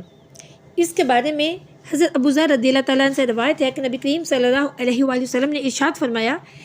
کہ میں ایک آیت جانتا ہوں، اگر تمام لوگ اس پر عمل کریں تو وہ ان کے لیے کافی ہے۔ تو صحابہ کرام رضوان اللہ علیہم اجمعین نے عرض کی یا رسول اللہ صلی اللہ علیہ وآلہ وسلم وہ کون سی آیت ہے؟ تو نبی کریم صلی اللہ علیہ وآلہ وسلم نے ارشاد فرمایا وَمَن يَتَّقِ اللَّهَ يَجْعَل لَّهُ مَخْرَجًا، جس کا ترجمہ ہے اور جو اللہ سے ڈرے اللہ اس کے لیے نکلنے کا راستہ بنا دے گا۔ پھر اس کے بعد آیت نمبر 3 میں اللہ عز و جل فرماتا ہے اور اسے وہاں سے روزی دے گا جہاں اس کا گمان بھی نہ ہو، اور جو اللہ پر بھروسہ کرے تو وہ اسے کافی ہے۔ بے شک اللہ اپنا کام پورا کرنے والا ہے، بے شک اللہ نے ہر چیز کے لیے ایک اندازہ مقرر کر رکھا ہے۔ اب دیکھیں اوپر والی آیت کے آخری حصے میں اللہ عز و جل سے، یعنی کہ جو آیت نمبر 2 تھی اس کے آخری حصے میں اللہ عز و جل سے ڈرنے والے کو ایک بشارت دی گئی، اور یہاں اسے مزید بشارت دی جا رہی ہے کہ اللہ عز و جل اسے وہاں سے روزی دے گا جہاں سے اس کا گمان بھی نہیں ہوگا، اور جو اللہ پر بھروسہ کرے گا اور اپنے تمام کام اسی کے سپرد کر دے گا تو پھر اللہ عز و جل اسے دونوں جہانوں میں کافی ہو جائے گا۔ بے شک اللہ اپنا کام پورا کرنے والا ہے اور ہر چیز کے لیے ایک اندازہ اس نے مقرر کر رکھا ہے۔ اب دیکھیے اس آیت میں توکل کی ترغیب بیان کی گئی ہے۔ اس آیت سے معلوم ہوا ہے کہ ہر مسلمان کو اللہ عز و جل پر توکل کرنا چاہیے اور اپنے تمام کام اسی پر بھروسہ کرنے چاہیے۔ توکل کے بارے میں حضرت عمر فاروق رضی اللہ تعالیٰ عنہ سے روایت ہے کہ حضور نبی کریم صلی اللہ علیہ وآلہ وسلم نے ارشاد فرمایا کہ اگر تم اللہ تعالیٰ پر اس طرح توکل کرو جس طرح توکل کرنے کا حق ہے تو تمہیں اس طرح رزق دیا جائے گا جس طرح پرندوں کو رزق دیا جاتا ہے کہ وہ صبح کو بھوکے نکلتے ہیں اور شام کو پیٹ بھر کر آتے ہیں۔ پھر ایک اور روایت حضرت عبداللہ بن مسعود رضی اللہ تعالیٰ عنہ سے فرماتے ہیں کہ نبی کریم صلی اللہ علیہ وآلہ وسلم نے ارشاد فرمایا جو شخص فاقے میں مبتلا ہو اور وہ لوگوں کے سامنے اپنے فاقے کو بیان کرے تو اللہ اس کے فاقے کو دور نہیں کرتا، اور جس شخص کو فاقہ ہو اور وہ اللہ کی بارگاہ میں عرض کرے تو اللہ اسے جلد وفات دے کر یا دیر سے رزق عطا فرما کر بے نیاز کر دے گا۔ اللہ تعالی ہمیں توکل کرنے کی توفیق عطا فرمائے اور جیسا توکل کرنے کا حق ہے ویسا توکل کرنے کی توفیق عطا فرمائے، آمین۔ اس کے بعد آیت نمبر 4 میں وہ عورتیں جن کو حیض نہیں آتا ان کی عدت کے بارے میں بیان کیا گیا ہے۔ ان کے بارے میں شرعی مسائل ہیں، وہ کون سے ہیں کہ جب بڑھاپے کی وجہ سے حیض منقطع ہو جائے، وہ سن ایاس ہے اور اس عمر میں پہنچی ہوئی عورت کی عدت 3 ماہ ہے، اور لڑکی نابالغہ ہو یا اس کے بالغ ہونے کی عمر تو آ گئی مگر ابھی حیض نہیں شروع ہوا تو ان دونوں کی عدت 3 ماہ ہے۔ پھر حاملہ عورتوں کی عدت وضع حمل ہے، خواہ وہ عدت طلاق کی ہو یا پھر وفات کی۔ پھر وضع حمل سے عدت پوری ہونے کے لیے کوئی خاص مدت مقرر نہیں، موت یا طلاق کے بعد جس وقت بچہ پیدا ہو عدت ختم ہو جائے گی، چاہے 1 منٹ بعد ہی بچہ پیدا ہوا تو اسی وقت عدت جو ہے وہ ختم ہو جائے گی۔ یوں ہی اگر حمل ساکت ہو گیا لیکن بچے کے اعضاء بن چکے ہیں تو عدت پوری ہو گئی، اور بچے کے اعضاء بننے سے پہلے حمل ساکت ہوا تو عدت ختم نہیں ہوگی۔ پھر آیت نمبر 5 میں اللہ عز و جل فرماتا ہے، ترجمہ ہے آیت نمبر 5 کا، کہ یہ اللہ کا حکم ہے جو اس نے تمہاری طرف اتارا، اور جو اللہ سے ڈرے تو اللہ اس سے اس کی برائیاں مٹا دے گا اور اس کے لیے ثواب کو بڑا کر دے گا۔ پھر آگے آیت نمبر 6 اور 7 اس میں مزید عدت کے احکام جو ہیں وہ بیان کیے گئے ہیں کہ عدت کے دوران عورت کی رہائش، اس کے اخراجات، اور اگر اس کے ہاں بچہ پیدا ہو جائے تو اسے دودھ پلانے سے متعلق جو ہیں وہ شرعی احکام بیان کیے جا رہے ہیں۔ اس آیت کا خلاصہ یہ ہے کہ جن عورتوں کو تم نے طلاق دی انہیں وہاں رکھو جہاں تم خود رہتے ہو، اپنی طاقت کے مطابق انہیں رہائش دو، اور انہیں یوں تکلیف نہ دو کہ ان کے مکان کو گھیر کر ان کی جگہ تنگ کر دو یا کسی ناموافق کو ان کے ساتھ رہائش دے دو۔ نیز تم انہیں کوئی ایسی تکلیف دے کر تنگی نہ پہنچاؤ کہ وہ گھر سے نکلنے پر مجبور ہو جائیں، اور اگر طلاق والی عورتیں حمل والیاں ہوں تو ان پر شریعت کے مطابق خرچ کرتے رہو یہاں تک کہ وہ بچہ پیدا کر دیں، کیونکہ ان کی عدت بچہ پیدا ہونے پر ہی پوری ہوگی۔ پھر اگر وہ تمہارے لیے بچے کو دودھ پلائیں تو انہیں ان کے کام کی اجرت دو، اور اجرت سے متعلق آپس میں اچھے طریقے سے مشورہ کر لو، اور یہ خیال رکھو کہ نہ مرد عورت کے حق میں کوتاہی کرے اور نہ عورت اس معاملے میں سختی کرے۔ پھر اگر تم آپس میں یہ معاملہ طے کرنے میں دشواری سمجھو اور بچے کی ماں کسی دوسری عورت کے برابر اجرت پر راضی نہ ہو بلکہ زیادہ اجرت کا مطالبہ کرے، اور باپ زیادہ نہ دینا چاہے، تو قریب ہے کہ اسے کوئی اور عورت دودھ پلا دے گی، یعنی پھر شوہر کسی اور عورت کا انتظام کر لے۔ اب طلاق یافتہ عورت کو عدت کے دوران رہائش اور نفقہ دینے سے متعلق 2 شرعی مسائل ہیں۔ ایک یہ کہ طلاق دی ہوئی عورت کو عدت پوری ہونے تک رہنے کے لیے اپنی حیثیت کے مطابق مکان دینا شوہر پر واجب ہے، اور عدت کے زمانے میں نفقہ یعنی اخراجات دینا بھی واجب ہے۔ پھر دوسرا یہ ہے کہ نفقہ جیسے کہ حاملہ عورت کو دینا واجب ہے، ایسے ہی غیر حاملہ جو عورت ہے اس کو دینا بھی واجب ہے، خواہ اسے طلاق رجعی دی ہو یا پھر بائن دی ہو۔ پھر اس کے بعد بچے کو دودھ پلانے کے متعلق شرعی مسائل ہیں کہ بچے کو دودھ پلانا ماں پر واجب نہیں، باپ کی ذمہ داری ہے کہ اجرت دے کر دودھ پلوائے، لیکن اگر بچہ ماں کے سوا کسی اور عورت کا دودھ نہ پیے یا باپ فقیر ہو تو اس حالت میں ماں پر دودھ پلانا واجب ہو جاتا ہے۔ بچے کی ماں جب تک اس کے باپ کے نکاح میں ہو یا طلاق رجعی کی عدت میں ہو تو ایسی حالت میں اسے دودھ پلانے کی اجرت لینا جائز نہیں، عدت کے بعد اجرت لینا جائز ہے۔ پھر کسی عورت کو معین اجرت پر دودھ پلانے کے لیے مقرر کرنا جائز ہے۔ پھر اجرت پر دودھ پلانے کے لیے غیر عورت کی بنسبت ماں کا زیادہ حق ہے۔ پھر اگر ماں زیادہ اجرت طلب کرے تو پھر غیر عورت کو مقرر کرنے میں اصلاً کوئی حرج نہیں ہے۔ پھر اگلی آیت نمبر 8 اور 9 میں اللہ عز و جل فرماتا ہے کہ اور کتنے ہی شہر تھے جنہوں نے اپنے رب کے اور اس کے رسولوں کے حکم سے سرکشی کی تو ہم نے ان سے سخت حساب لیا اور انہیں برا عذاب دیا، تو انہوں نے اپنے کام کا وبال چکھا اور ان کے کام کا انجام خسارہ ہوا۔ یعنی کہ اللہ عز و جل فرما رہا ہے کہ کتنے ہی شہر والے ایسے تھے جنہوں نے اپنے رب عز و جل کے حکم کی اور اس کے رسولوں کے احکام کی سرکشی کی تو ہم نے ان سے ان کے اعمال کا سخت حساب لیا اور انہیں برا عذاب دیا۔ پھر اس کے بعد آیت نمبر 10 اور 11 میں اللہ عز و جل فرما رہا ہے کہ جو نافرمان لوگ ہیں دنیاوی عذاب کے ساتھ ساتھ اللہ نے ان کے لیے آخرت میں بھی سخت عذاب تیار کر رکھا ہے، تو اللہ سے ڈرو اے عقل والو، اور جو ایمان لائے ہو اور سابقہ جھٹلانے والی جو امتیں ہیں ان کے حال اور ان پر نازل ہونے والے عذاب سے عبرت حاصل کرو اور اللہ کے احکام کی خلاف ورزی کرنے سے بچو۔ اور پھر آخری آیت جو ہے اس سورت کی، اس میں اللہ عز و جل کی شان بیان کی جا رہی ہے کہ یعنی اے لوگو وہی اللہ ہے جس نے اپنی کامل قدرت سے 7 آسمان بنائے اور 7 ہی زمینیں بنائی ہیں۔ اللہ کا حکم ان سب میں جاری اور نافذ ہے تاکہ تم جان لو کہ اللہ ہر شے پر قادر ہے، اور یہ کہ اللہ تعالیٰ کا علم ہر چیز کا احاطہ کیے ہوئے ہے۔ اللہ عز و جل سے دعا ہے کہ اس صورت میں جو بھی احکامات اور تعلیمات اس نے ہمارے لیے بیان فرمائی ان پر ہمیں عمل کرنے کی توفیق عطا فرمائے، آمین۔ اب اگر دیکھیے ہم نے یہاں پر طلاق کے جو مسائل ہیں ان کو سمجھا کہ طلاق کو کیسے دینا ہے، کس طریقے سے، اگر کوئی اپنی بیوی کے ساتھ کوئی شوہر نہیں رہنا چاہتا تو وہ عورت کو کن طریقوں سے طلاق دے گا جو کہ سنت طریقہ ہے اور جو کہ درست طریقہ ہے، لیکن افسوس ایسے طریقے سے آج تک کبھی کسی نے بھی طلاق نہیں دی۔ اللہ تعالیٰ عمل کی توفیق عطا فرمائے۔ پھر اس کے بعد عدت کے احکامات بیان کیے گئے ہیں کہ کس کو کیسے اور کس طرح عدت گزارنی ہے اور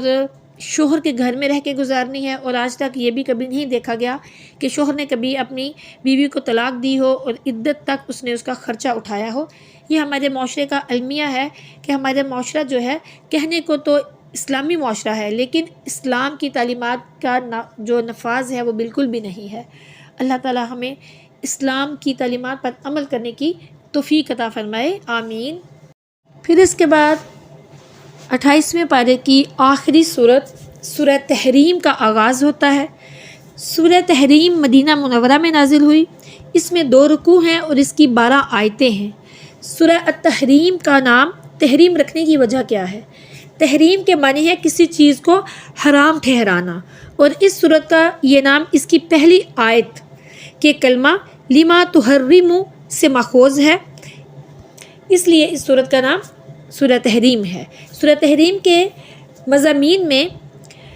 مرکزی مضمون اس کے یہ ہیں کہ اس میں وہ احکام بیان کیے گئے ہیں جن کا تعلق نبی کریم صلی اللہ علیہ وآلہ وسلم کے اپنی ازواج مطہرات کے ساتھ بعض واقعات میں سے ہیں۔ سورہ تحریم کا آغاز اس طرح ہوتا ہے کہ اس کی جو آیت نمبر 1 ہے اس میں اللہ عز و جل فرماتا ہے کہ اے نبی صلی اللہ علیہ وآلہ وسلم، آپ اپنی بیویوں کی رضا چاہتے ہوئے اپنے اوپر اس چیز کو کیوں حرام کرتے ہیں جو اللہ نے آپ کے لیے حلال کی ہے، اور اللہ بہت بخشنے والا مہربان ہے۔ اس آیت کا جو شان نزول ہے وہ یہ ہے کہ حضرت عائشہ صدیقہ رضی اللہ تعالیٰ عنہا فرماتی ہیں کہ نبی کریم صلی اللہ علیہ وآلہ وسلم ام المؤمنین حضرت زینب بنت حجش رضی اللہ تعالیٰ عنہا کے یہاں شہد نوش فرماتے ہیں اور ان کے یہاں کچھ دیر زیادہ تشریف فرما رہتے تھے۔ میں نے اور حضرت حفصہ رضی اللہ تعالیٰ عنہا نے باہم مشورہ کیا کہ ہم میں سے جس کے ہاں نبی کریم صلی اللہ علیہ وآلہ وسلم تشریف فرما ہو تو وہ ان سے عرض کرے کہ کیا آپ نے مغافیر تناول فرمایا ہے؟ مجھے آپ کے دہن مبارک سے مغافیر کی بو آ رہی ہے۔ جب ایسا کیا گیا اور نبی کریم صلی اللہ علیہ وآلہ وسلم کو ان کا منشا معلوم تھا تو ارشاد فرمایا، نہیں، البتہ میں نے زینب بنت حجش رضی اللہ تعالیٰ عنہا کے یہاں شہد نوش فرمایا تھا، تو ہرگز میں دوبارہ ایسا نہیں کروں گا، اور میں نے اس پر قسم کھائی تم اس بات کی کسی اور کو خبر مت دینا۔ تو اس بات پر پھر یہ جو آیت کریمہ ہے یہ نازل ہوئی۔ آیت کے آخر میں ارشاد فرمایا کہ اللہ بخشنے والا مہربان ہے، اس نے آپ کی ان دونوں مبارک بیویوں کا یہ قصور معاف فرما دیا اور آپ کے لیے اس قسم کا کفارہ جو ہے وہ بیان فرما دیا جس سے آپ کی ساری امت پر آسانی ہو۔ اب دیکھیں کہ اس آیت سے 2 باتیں معلوم ہوئی کہ قسم کھا لینے سے چیز قسم کھانے والے پر حرام ہو جاتی ہے، اور وہ جب وہ چیز استعمال کرے گا تو کفارہ لازم ہوگا۔ پھر نبی کریم صلی اللہ علیہ وآلہ وسلم کا شہد کو اپنے اوپر حرام فرما لینا محض ازواج مطہرات کو راضی کرنے کے لیے تھا، نہ کہ بے علمی کی وجہ سے، کیونکہ اپنے منہ کی بو غیب نہیں، وہ تو محسوس ہوتی ہے۔ لہٰذا بد مذہب جو لوگ ہیں وہ اس آیت سے حضور نبی کریم صلی اللہ علیہ وآلہ وسلم کی بے علمی پر دلیل نہیں پکڑ سکتے۔ پھر اس کے بعد آیت نمبر 2 میں اللہ عز و جل نے فرمایا، بے شک اللہ نے تمہارے لیے تمہاری قسموں کا کھولنا مقرر فرما دیا ہے، اور اللہ تمہارا مددگار ہے، اور وہی بہت علم والا بڑا حکمت والا ہے۔ اب اس آیت میں قسم کو کھولنے سے مراد یہ ہے کہ اللہ نے نبی کریم صلی اللہ علیہ وآلہ وسلم کے لیے قسم کا کفارہ مقرر کر دیا ہے، لہٰذا آپ حضرت ماریہ رضی اللہ تعالیٰ عنہا کو خدمت سے سرفراز فرمائیے یا شہد نوش فرمائیے۔ تو بعض مفسرین کے نزدیک قسم کھولنے سے مراد یہ ہے کہ قسم کے بعد انشاءاللہ کہا جائے تاکہ اس کے برخلاف کرنے سے قسم شکنی نہ ہو۔ پھر اس کے بعد اگلی آیت میں اللہ عز و جل فرماتا ہے کہ اور جب نبی نے اپنی ایک بیوی کو راز کی ایک بات بتائی، پھر جب اس نے اس بات کی دوسری کو خبر دے دی اور اللہ نے اس بات کو نبی پر ظاہر کر دیا، تو نبی نے اس بات کا کچھ حصہ تو جتا دیا اور کچھ سے چشم پوشی فرمائی۔ پھر جب نبی نے اس بیوی کو اس کی خبر دی تو اس نے عرض کی، آپ کو کس نے بتایا؟ فرمایا، مجھے بہت علم والے، بہت خبر رکھنے والے نے بتایا۔ اب دیکھیں کہ اس آیت میں جو واقعہ بیان کیا گیا ہے اس کا خلاصہ یہ ہے کہ جب نبی کریم صلی اللہ علیہ وآلہ وسلم نے اپنی زوجہ محترمہ حضرت سیدہ تنا حفصہ رضی اللہ تعالیٰ عنہا کو دو چیزوں پر مشتمل ایک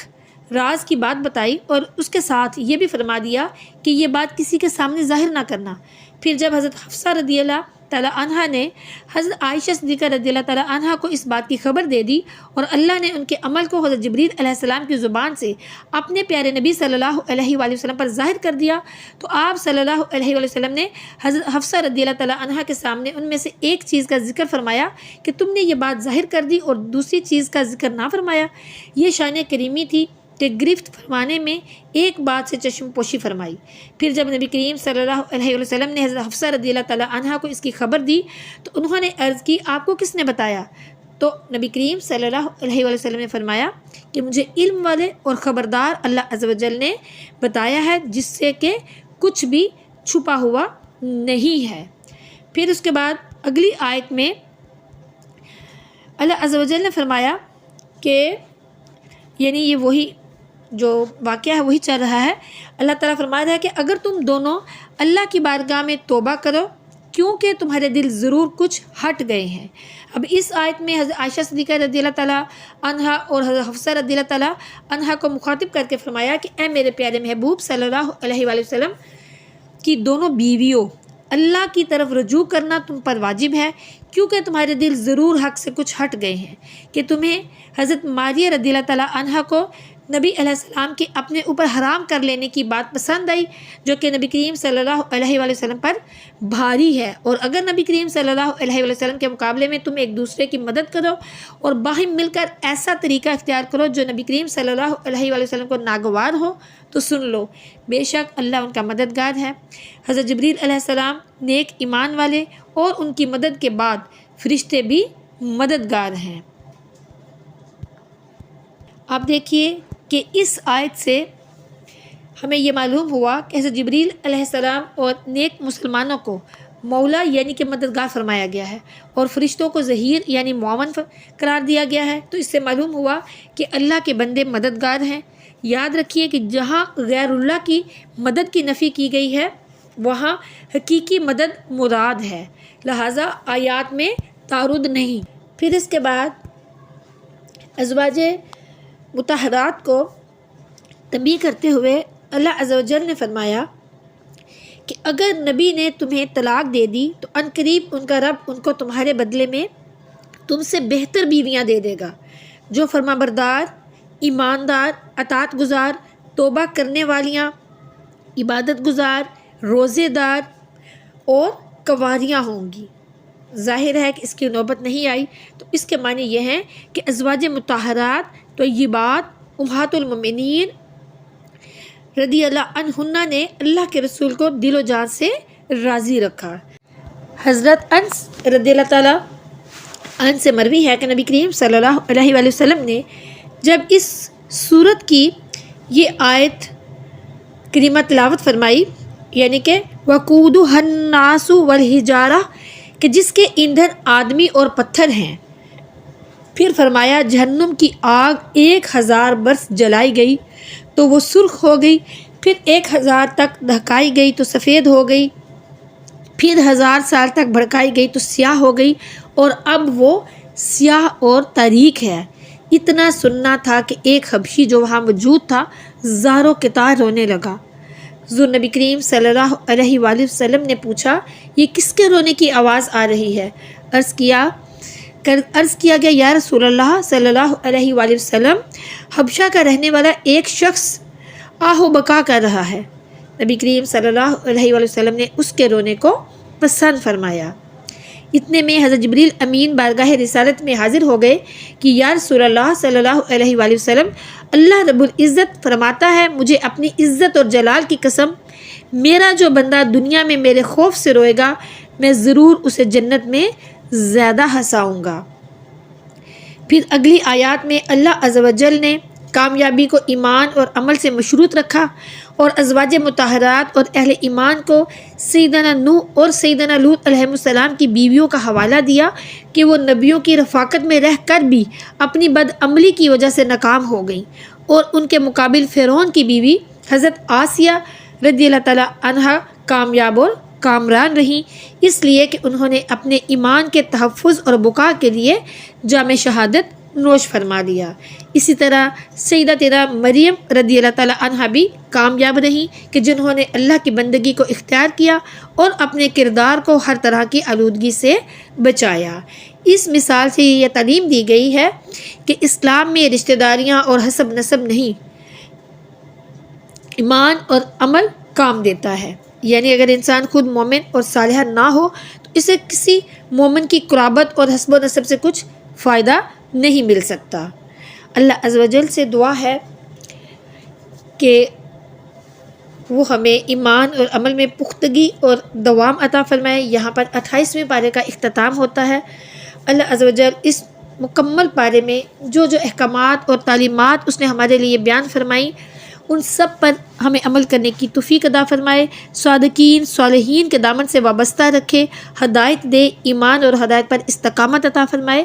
علم دین سیکھ کر دوسروں تک پہنچانے کی اور اس پر عمل کرنے کی توفیق عطا فرمائے، آمین۔